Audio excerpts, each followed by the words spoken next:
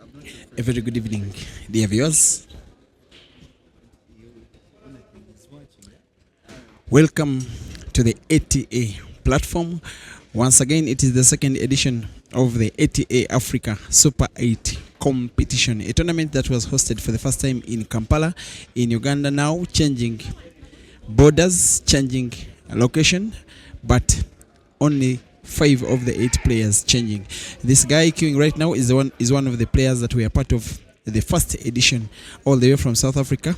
Jeremiah Green Naidot, nicknamed Ganda Ganda, taking on one of the finest players from Kenya today, representing Kenya in the ATA Super 8 competition, Brian Kiptalam Loto as a nickname, but also nicknamed the Jaguar.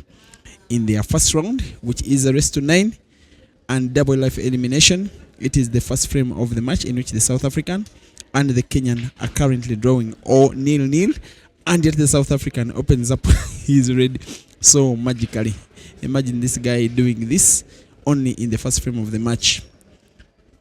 And by the way, do not take anything away from Loto. He can be an entertainer himself.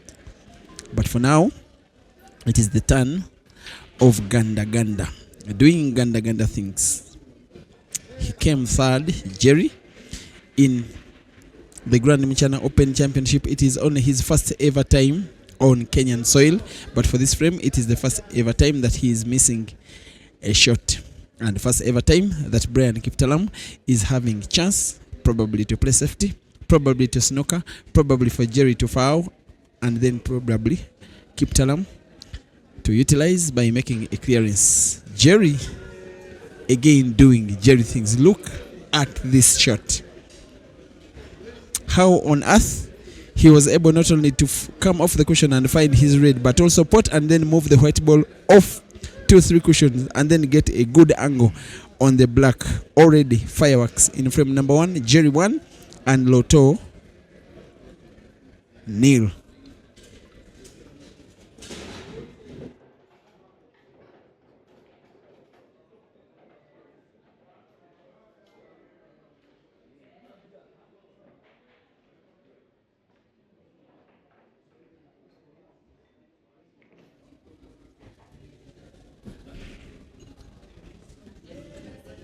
Frame number 2. This match could easily be the biggest that Brian Kiptalam has ever played in his entire life. He is still a very young man in his early 20s, plays for Rakatak Pool Club in Kisumu, Kenya, managed by Nafiz Kara, who is one of the fondest managers in Kenya. A pool player himself, if I'm not mistaken, played up to the round of last 32 in the Grand Mchana Open Championship.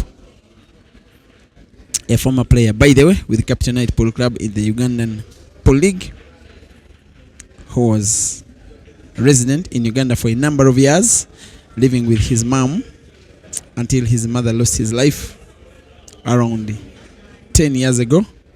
And then he moved to Kenya for business, but he never left his passion pool, and is quite big in the Kenyan pool fraternity.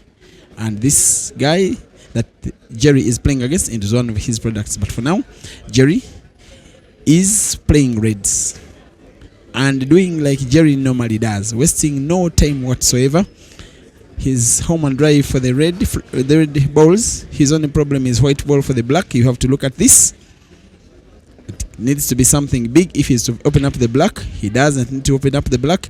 He simply draws the white ball backwards, but perfectly, for him to ride the black against the cushion and gets it wrong and gets the right white ball wrong. That was a little bit careless and complacent. Brian will use this as an opportunity to equalize against Jerry. And in the meantime, my name is Simon Peter Chobe. We'll be doing commentary alongside Priscilla Chisorovari, who is right now having her well-deserved rest after doing so well in the first 2 matches. Congratulations to Kelvin Fikoti in that match where he did take down Tanzania's Abdallah Hussein. It's always important to win and retain 2 lives in the competition. $2,000 for the winner, 1,000 US dollars for the first runner-up, and 500 US dollars for the second runner-up in a tournament where players don't have to pay a single penny for registration. Their prizes are given by you, their supporters, by subscribing to watch. It is a tournament in which the players are actual winners. Brian Kiptalam Lotto now on 3 yellows, most probably for himself to start his count. He is now the current Kenyan champion, winning the Shujaa Kenya Mchana Open Championship. It is the first tournament that is normally played before the Grand Mchana Open. It is Kenya's National Open Championship with participation from all the best Kenyan players all across the country. The tournament was won by this guy, and it is how he got a ticket to participate in the Super 8 competition representing Kenya. Look at this white. Looks to be good. Looks to be good. And it is very good. That is Kiptalam at his very, very best. There we go. Lotto 1 and Jerry 1. Rest to 9.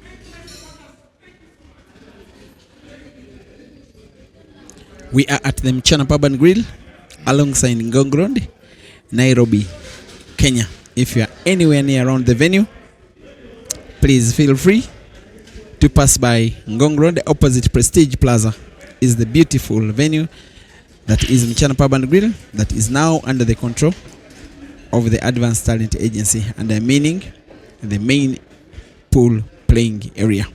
We are now having the guy that is Kenya's champion, Brian Kiptalam, who has played pool in only 3 countries. That is the 3 countries that make up the major East African bloc: Kenya, Tanzania, and Uganda.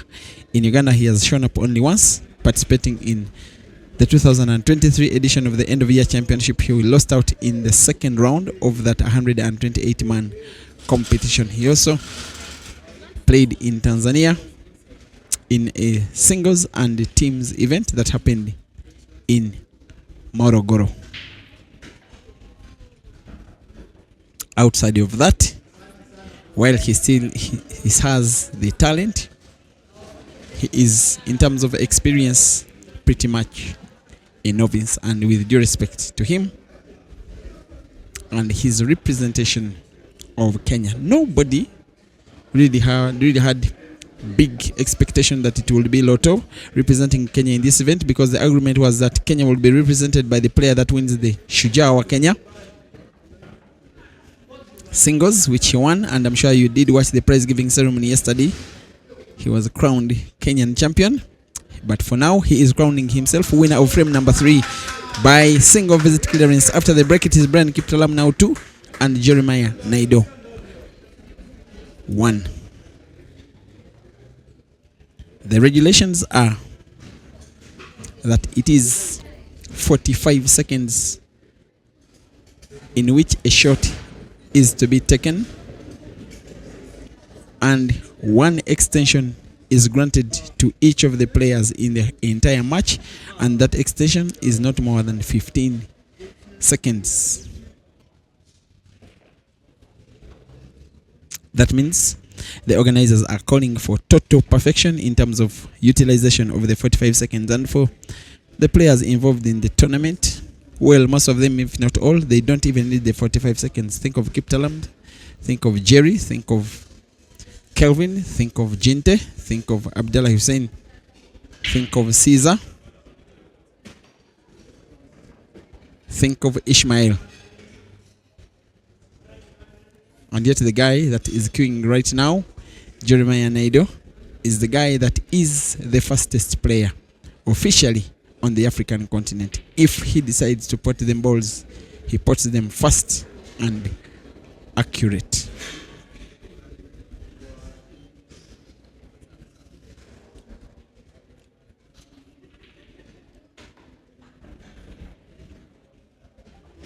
He's slowly coming back to his best. For most of this year, he's been a shadow of himself, especially for those of you who know exactly what Jerry can do on the green bed. The big Cape Town competition in which he participated came third to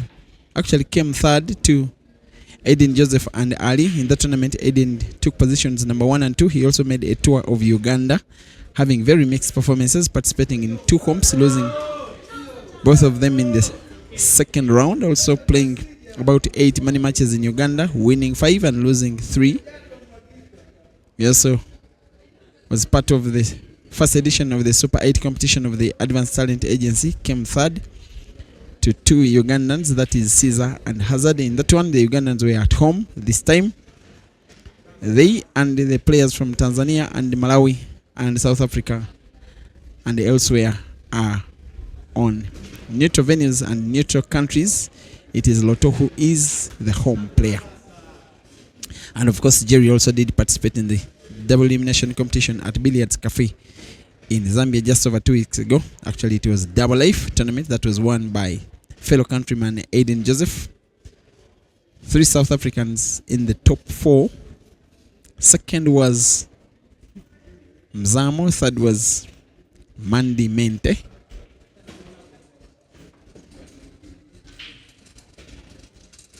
Jerry did not go past the round of last 32, losing out to Kelvin Fikoti, the player that Jerry was able to take sweet revenge on at the start of the Grand Mchana Open Championship. By the way, Jerry just had a little discussion with me in Zambia that before that competition in Zambia, he was only practicing on the big table, and with very strong reasons for me to believe, because he was supposed to be participating in the African Heibo Championships in Morocco. Only missed them because of delay in securing Moroccan visa. Of course, South African nationals need visa to access Morocco. He had to train for the Heibo Championship itself, and yet the training came for nothing because he missed out on the event. Trying to adjust on the small table there after was a little bit of a hassle for him. That was for himself the reason why, playing on the small table like he is, it was difficult to adjust immediately, and promised that before traveling to Kenya, he would have sufficient training on the small table for at least 10 days. And it has been a little bit seen in this competition, especially coming third in the Grand Mchana. For now, he has just equalized on Lotto. And the guy that is supposed to be the favorite in this match, by the way, the big favorite, Jerry, and the Kenyan Lotto are drawing to appreciating the network, as well as Richard says it is a perfect stream. Thank you for watching and supporting the ATA. And Richard says there is zero glitch. The one, thank you for watching. The score,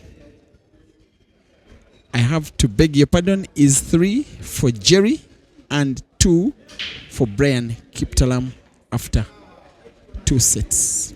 I want to beg your pardon. The score is 3 for Jerry and 2 for Brian Kiptalam after a set of 5 frames played.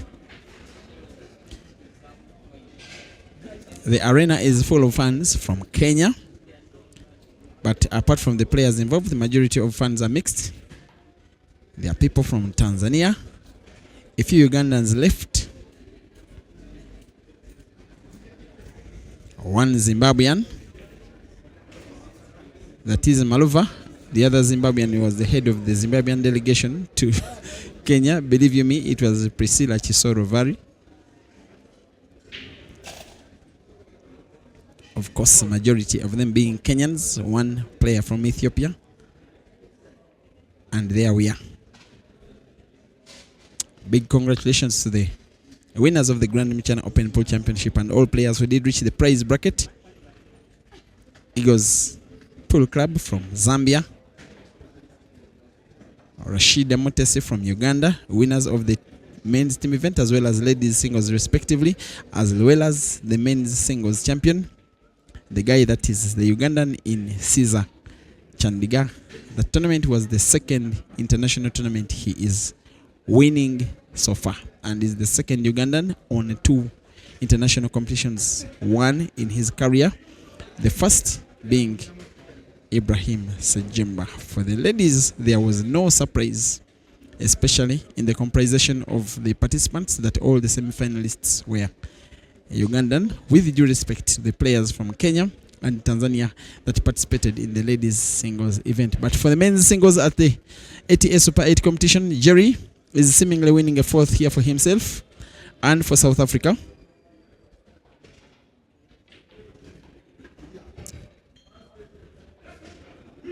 South Africa is the only country in this competition that has 2 representatives. This giant guy and Ishmael. He's playing probably bank shot. Not so sure what he's trying to contemplate here. Is he trying to play combination? Goes for the bank. Almost spotted the black prematurely, but will probably have a chance to play. Probably, and I'm saying probably. But if Brian Kiptalam can find a way of having the white ball to that position where he has his body, then he will be good to go. And it's what he was trying to do, only for the white ball to be intercepted in its movement by the black. I believe he will be first potting a ball and maybe playing snooker. That was a little bit careless. No need being so fancy sometime. You do the easiest possible option. Good enough for him. He gets lucky and gets a chance to play, to try and make a clearance again. But this next shot has to be very big. Not only does he have to roll that ball against the cushion and put it to the corner pocket perfectly, but also move the white ball towards the top end of the table, and he gets it perfectly right. That is the round of applause from the Kenyan fans, and a round of applause for the right reasons. Brian Kiptalam potting black for the 3rd time in the match. It is now Jerry 3 and Lotto 3.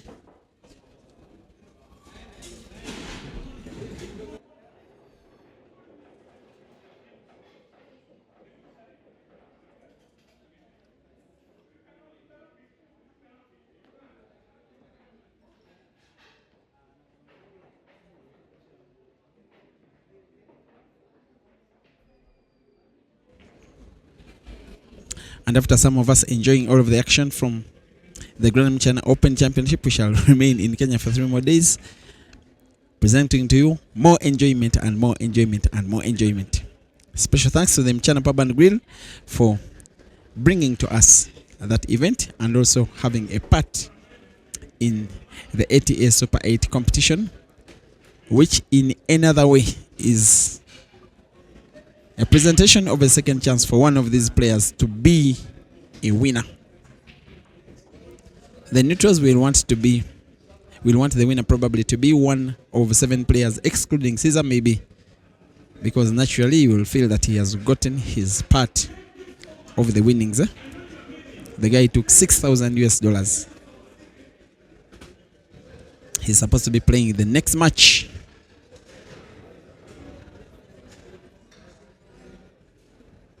Right after this, Malvan Mkonza is in the waiting too.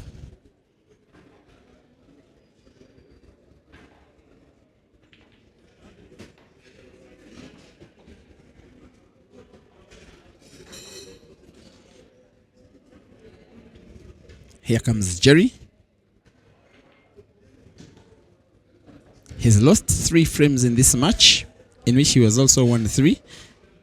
I have reason to believe that he's not taking his opponent as serious as he should. That can spell doom, because the way he has been winning the 3 frames he has lost, you could see a little bit of carelessness besides the single visit clearance from the break that Brian Kiptalam was able to perfect. For now, Jerry has a chance to do pretty much the same as long as he finishes this red game. Look at the movement of the white ball. Perfect, perfect, perfect, Jerry. He's not getting any round of applause from the fans because they are Kenyan and supporting Lotto. But Jerry won't mind. He regains his lead with no time wasted. It is Jerry 4 and Lotto 3.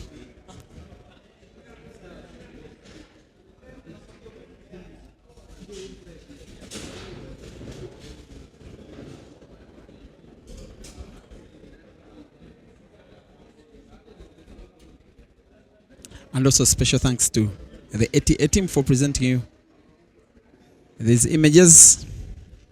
Our video director Enoch working closely with Rogers, the guy who likes his cappuccino, with Paul Okelo Opio for the good of the players.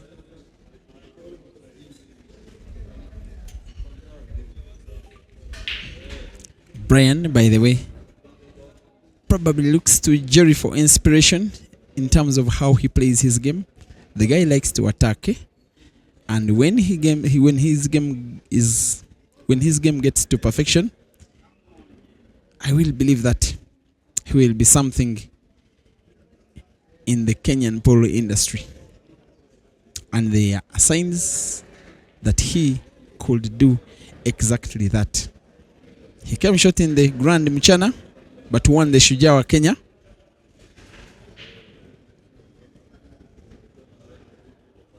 An opportunity that Mchana Polo Club presents to the Kenyan polo players. They always look to the Shujaa wa Kenya competition from the start of the year, because it is the tournament with which one is crowned today Kenyan champion.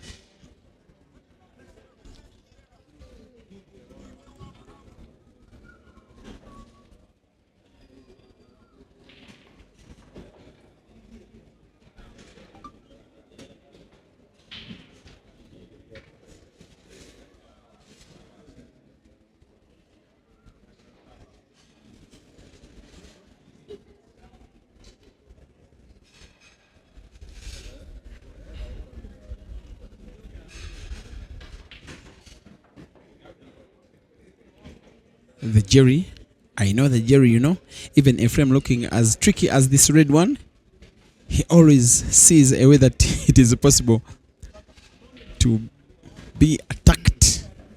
Maybe he'll have white ball spinned backwards for him to give himself an angle to play combination shot. Look at this white ball moving as if it is drunk. I don't think it moves enough for Jerry, but has an opportunity to put at least a ball. By his stance, he probably wants to have a big bounce of the white ball off the cushion, moving towards the top end, the left end of the table, and then coming backward. He was not on target. Even if he was on target, the white ball was not moved well. This one is advantage Lotto.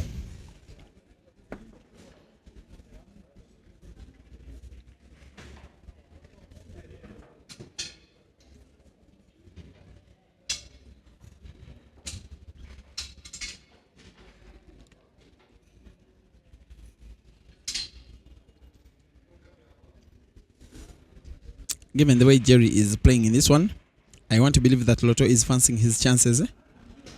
Sometimes Jerry finishes frames clinically, sometimes he comes short. Lotto will be thinking that the chances in which Jerry comes short, he can clear them himself. Backspin by himself gives himself an angle to put the two yellows to the same corner pocket by combination, which he does. He will probably want the black ball to be put to the same pocket as well. White ball bouncing off the cushion, which he does exceptionally well. And this kind of black, even a weak player like Francis Mkweko will pot. It is now Lotto 4 and Jerry 4. Once again, the race is 9 now, pretty much. Race to 5.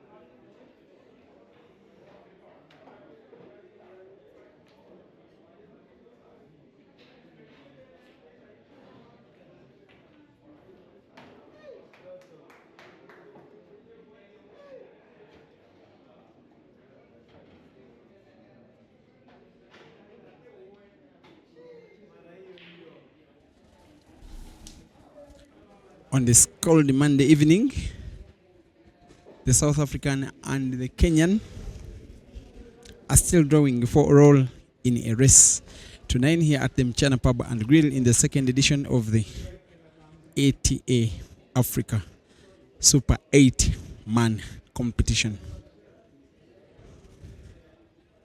Of course, some of the players who did partake in the first edition were sidelined today. Yes, for coming short, the only players involved are the winner and the guy that came third, and then the guy that came fourth.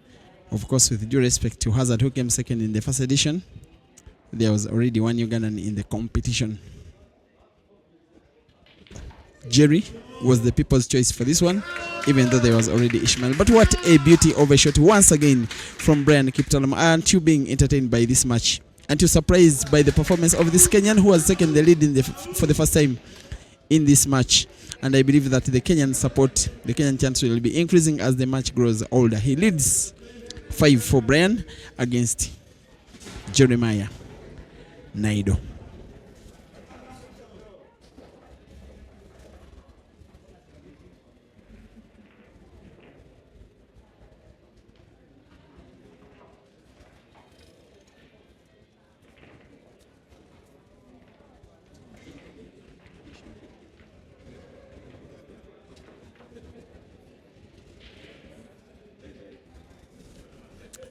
First match of the day had, believe you me, a 9-3 thumping of Ishmael Mtetwa by Stanford Griven. The Malawian is continuing to make a name for himself on the African continent. I do remember that in yesterday's stream of the Grand Mchana Open final, an Ishmael that was having visible pain on his face after exiting the Grand Mchana at the round of last 16. Actually, it was the round of last 8 to Moses Mafia. He led 8-4 and then lost the match painfully 9-8. He said for the ATA Super 8 competition, in quotes, I am definitely winning that one. He so far is coming short because his first life has been taken down at the first time of asking. And then, of course, the second match of the day saw Abdallah Hussein from Tanzania being taken down by Kelvin Kandufikoti of Zambia 9-6. First life still, race to 9.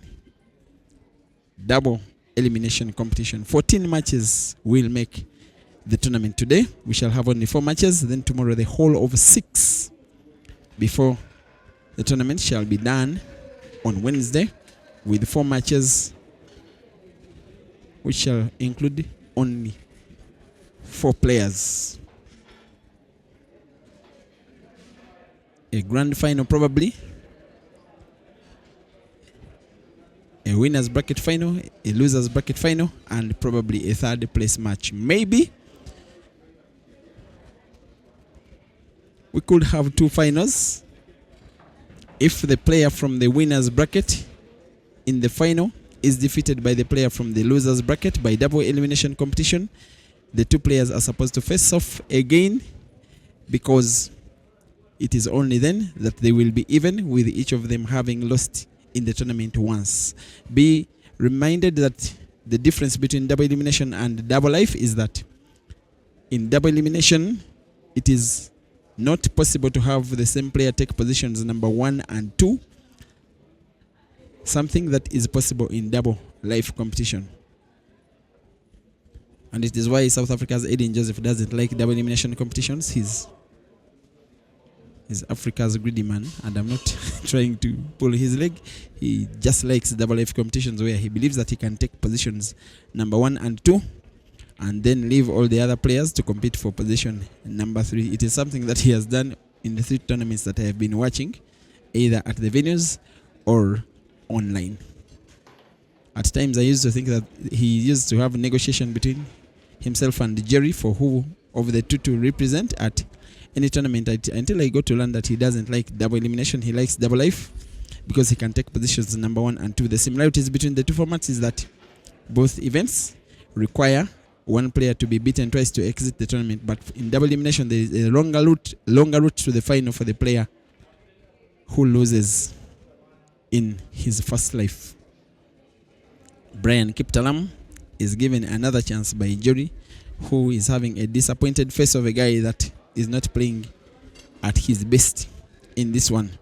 There have been glimpses of him playing his top pool in the Grand Muchana, but sometimes he came short. He actually came close to being beaten thrice, and then escaped on all occasions against Uganda's Joseph Kasozi, against Tanzania's Amadeus Makezeric, but against Caesar, he found a guy that was a beast until Jerry also became a beast in the third place match against Mafia. But Kiptalam puts black and white, and unfortunately, the Kenyan who was momentarily playing better has given out an equalizing frame rather painfully. It is Jerry now 5 and Loto 5.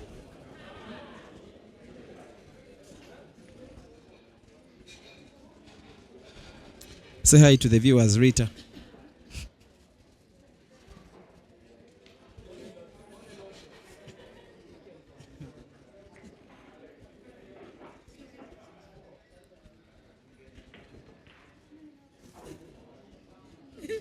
Just say hi to the viewers.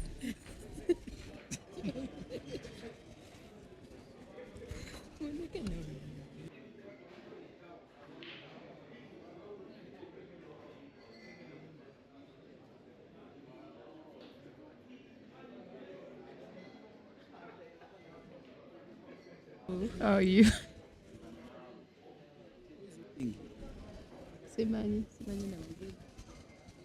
Today she's not in the moods of speaking, most especially after what happened in the ladies singles to her. Of course, exiting at the round of last 8 to the eventual first runner-up country woman, Rukia Naiga. Timeout. Jerry 5, the Jaguar 5. The match resumes in 5 minutes.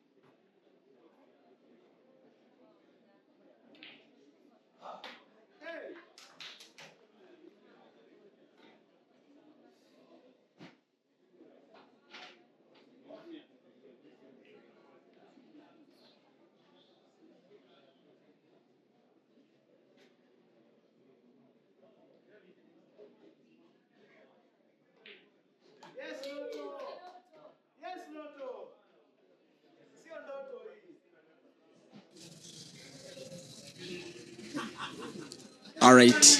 In this match, dear viewers, the unexpected is what is currently being seen now. Kenya's champion, Brian Kiptalam, the Jaguar, who is also called Lotto, is surprisingly, in terms of expectation, drawing with South Africa's Jeremiah Naidu 6-6 in a race to 9 for a place in the semi-finals, in the winners' semi-finals of the Super 8 competition, second edition of the Advanced Talent Agency. The winner, yes, gets a ticket to the winners' semi-final. The loser is still in the tournament, but with still one life, only with one life left in the round of last 4, but losers category. And when you factor in other players that will be dropping to the losers, it will actually be round of last 6. Keep your fingers crossed for Malvan Mukonza taking on Cesar Chandiga. Same race, same table, same level. Next, after this ongoing match, that one normally sparks fireworks, although it has most of the time not gone Malvan's way. Most of the times, players who win big comps kind of suffer from that hangover and suffer from the way they can fight hard, especially after getting a big victory prior.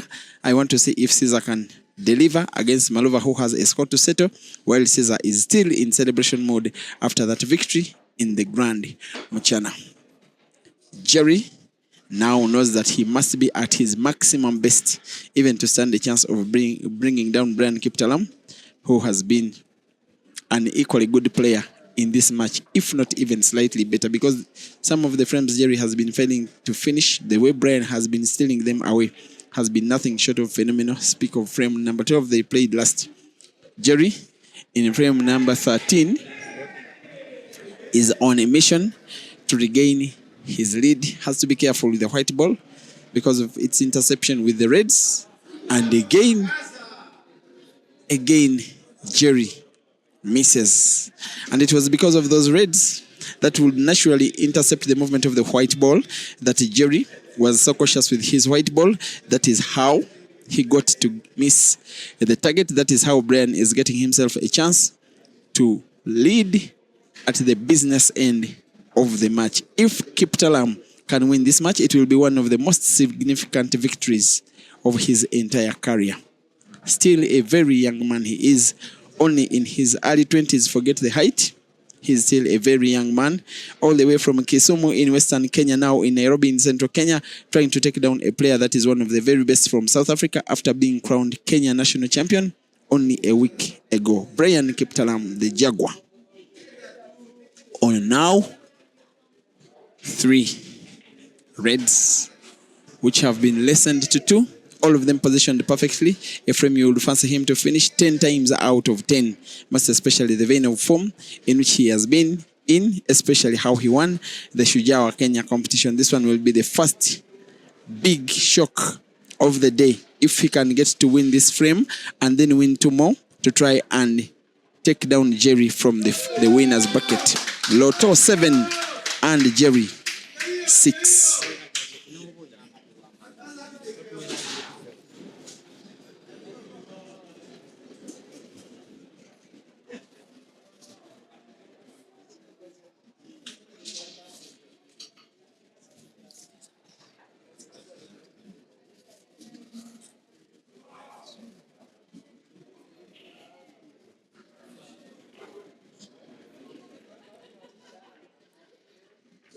And I want to think that the Kenyans did not have too much hope in Lotto. That is why only those staunch fans, those renowned Kenyan players that are in the venue watching this match in support of Kiptalam. But if he wins this match, I believe that his fans will be growing in number at the venue. Whoever is having Kenyan blood in them will feel so proud and will want to watch the rest of the tournament in support of Lotto, the Jaguar. For now, at least Jerry has another chance. But many of the chances he has been getting to make such clearances, he has been failing to finish. For most of the frames that Lotto has been winning, it has been Jerry rewarding clear-cut chances away and Brian utilizing.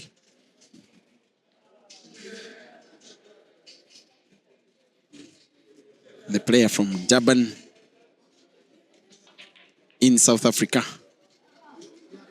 is even failing to close the table, leaving a very well split table in terms of colors. Most of the yellows now at the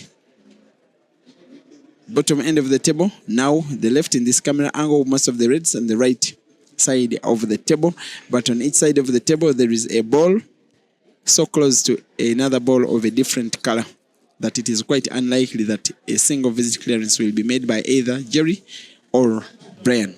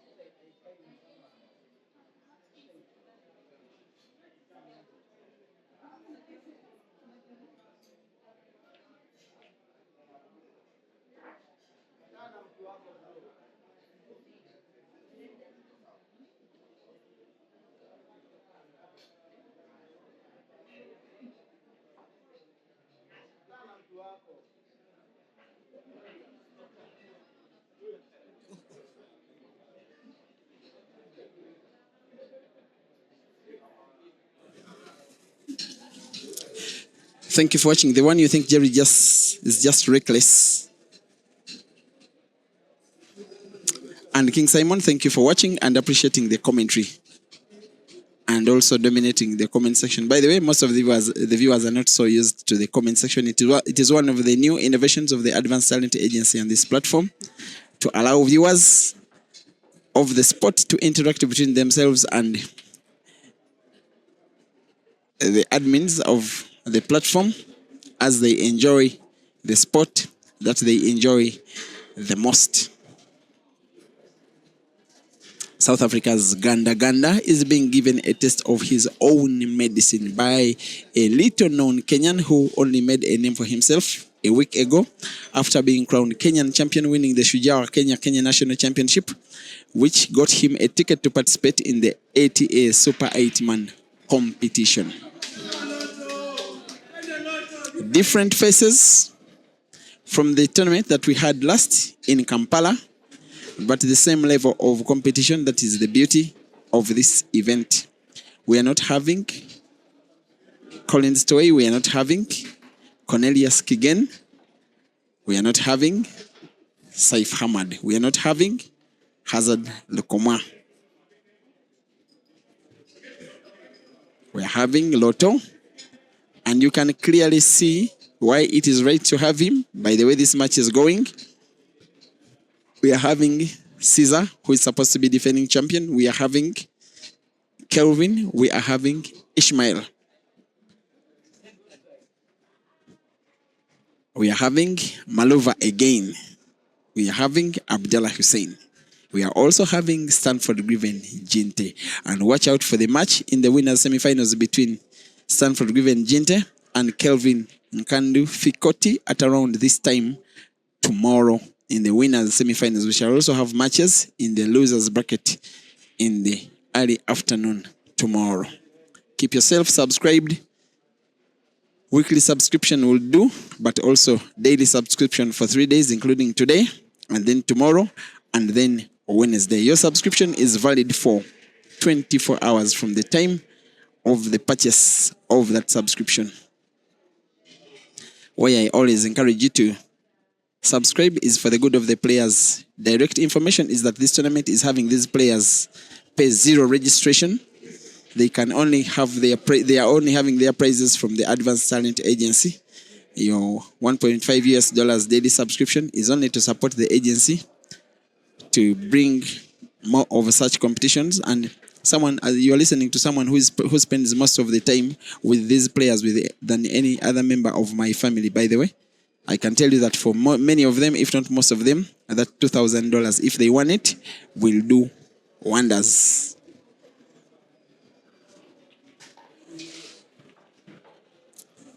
There comes Kiptalam, still trying to open up his frame. I'm not so sure he'll be happy with the kind of white ball he's giving himself. I'm not so sure he intended to pot. I'm not so sure he did not intend, but seems the shot he has just played is effective for himself. He's comfortable with what he has done. Seemingly, he has intended not to pot.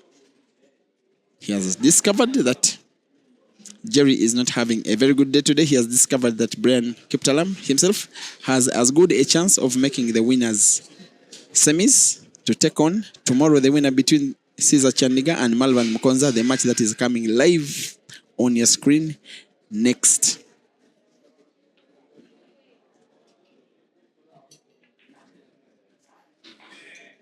Good defensive play. He's limiting Jerry to only one yellow ball, he's seeing, which is positioned right behind Loteo's own red. Now Jerry is reminded that he too needs to play defense. Sometimes you cannot pot all the time, especially when your finishing is not as clinical as it always is. By the way, personally, I've been entertained by Jerry in the Grand Michana Open Championship. I think ever since his step into Kenya, this match is his worst performance. He was relatively okay in the Grand Michana Open, and for some of the matches, very okay, especially the match against Kelvin Fikoti. For some of the moments in the match between himself and the Tanzanians Amadeus, as well as the match between himself and Uganda's Kasozi. He also had a money match before the comp between himself and Uganda's new national champion, Mansour, in which Jerry won 13-11 for $1,000.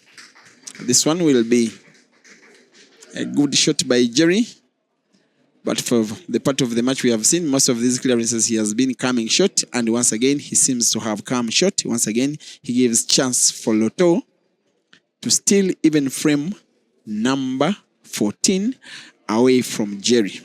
Brian Kiptalam needs 2, while Jerry needs 3 out of the remaining 4 frames, including this one. And I'm hoping that I will be doing commentary even for the next match, as the golden voice of Priscilla Chisoro has her rest.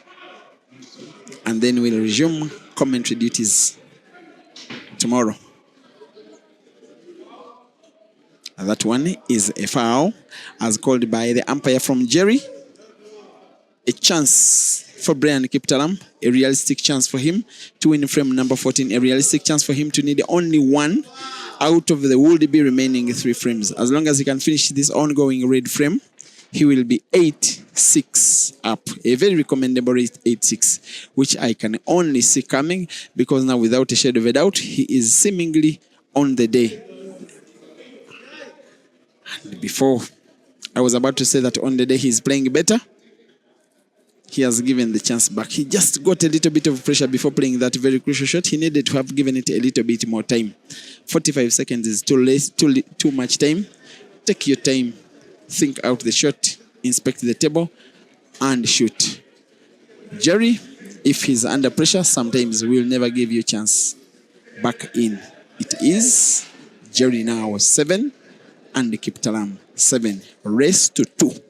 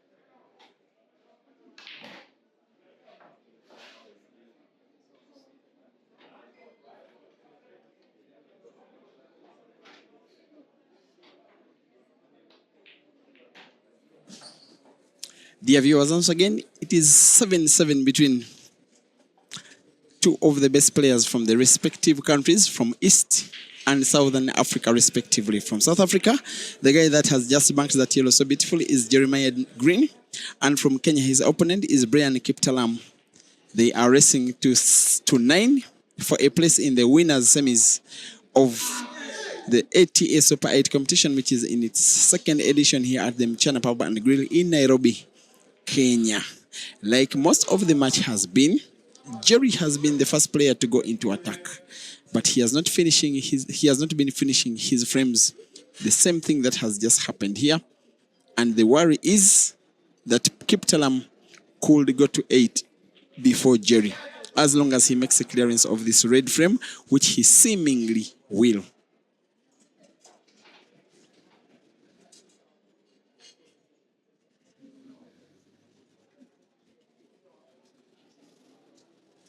He's not happy with the kind of racing position of his two reds, those that are near the center pocket on the left. Proudly donning his Kenyan flag at the back of his shirt like you're seeing, meaning that while this is a single singers event, it has national team interests at heart. Probably he could be going for snooker if he can play the inside red near the center pocket, white ball bouncing off the cushion and snookering Jerry, and he plays that as though he was listening to me. Jerry's chance is to try and find the black in any way, off the cushion or by mass shot. Goes for red, I think off two cushions for himself to try and snooker Brian Kiptalam. Accurate shooting, but the snooker is not on. Kiptalam has a chance of a ball.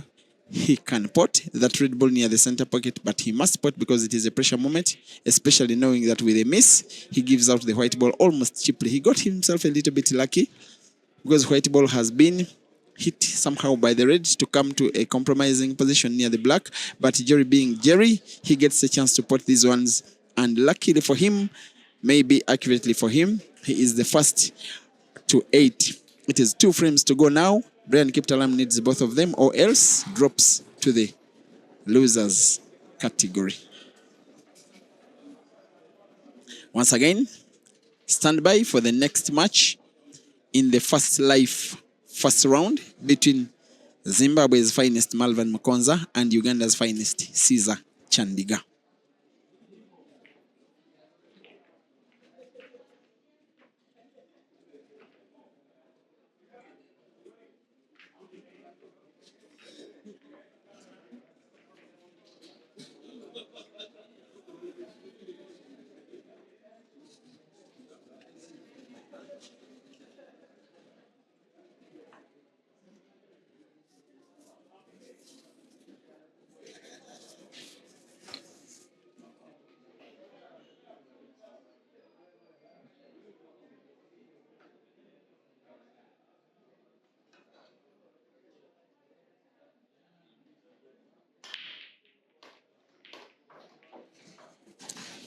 Yes, kindly forgive our typo. Previously, on the scoreboard, it was as if it were Kiptalam who were leading. It indeed is the vice versa. The South African is in the lead. This frame could be the last of this match if Jerry can win it. But if Kiptalam can make a clearance of this frame, which is seemingly within his means, especially with break and finish, then we shall have a decider.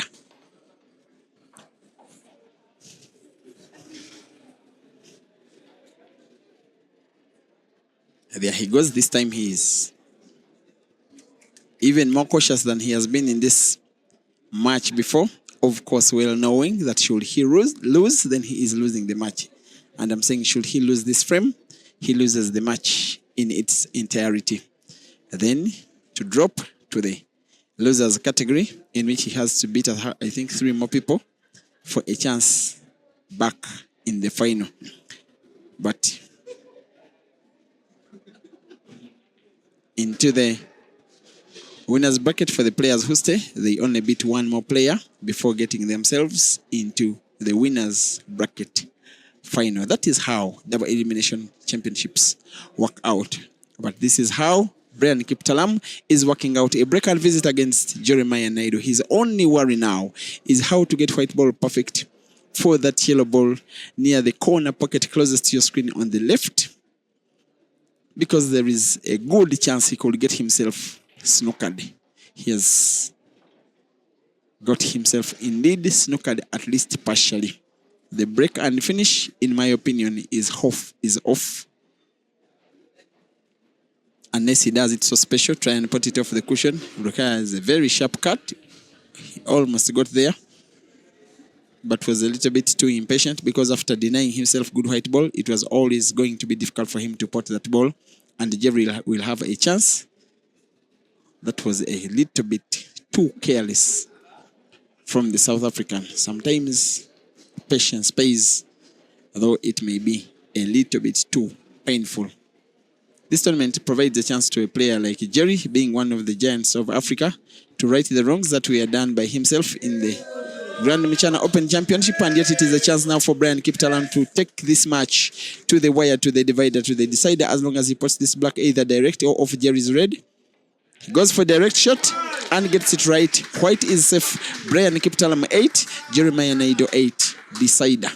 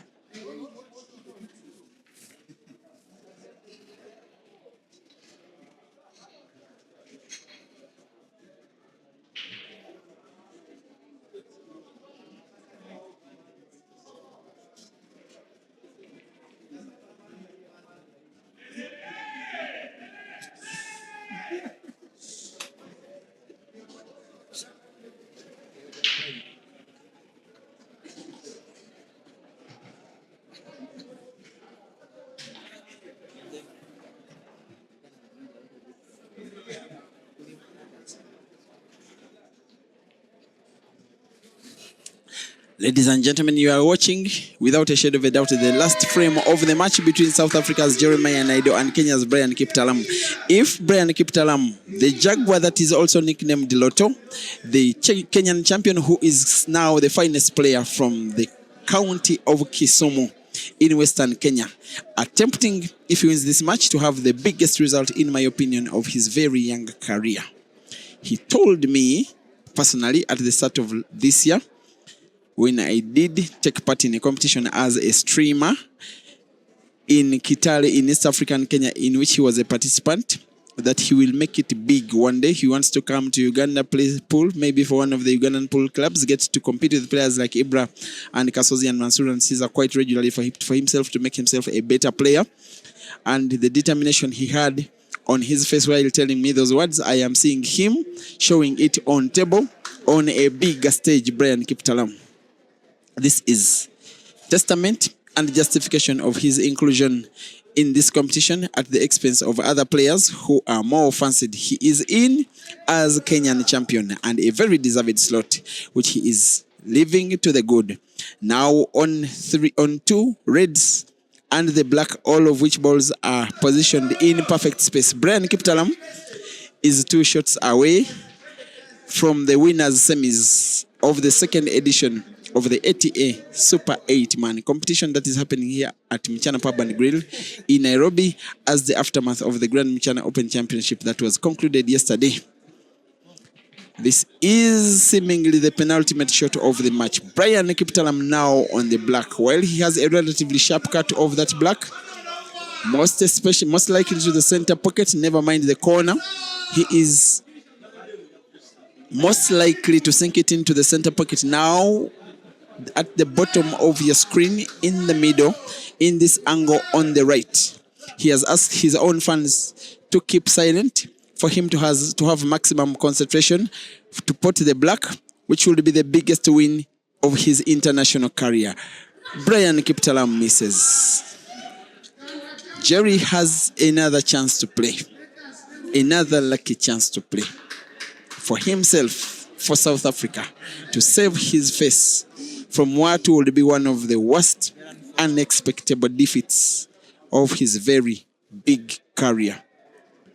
He seems to be asking the fans also to be silent as he tries to win this yellow frame. And if he has taken his notes in his match, he will not want to play to try and win this frame with single visit clearance. But Jerry only knows one way how to play.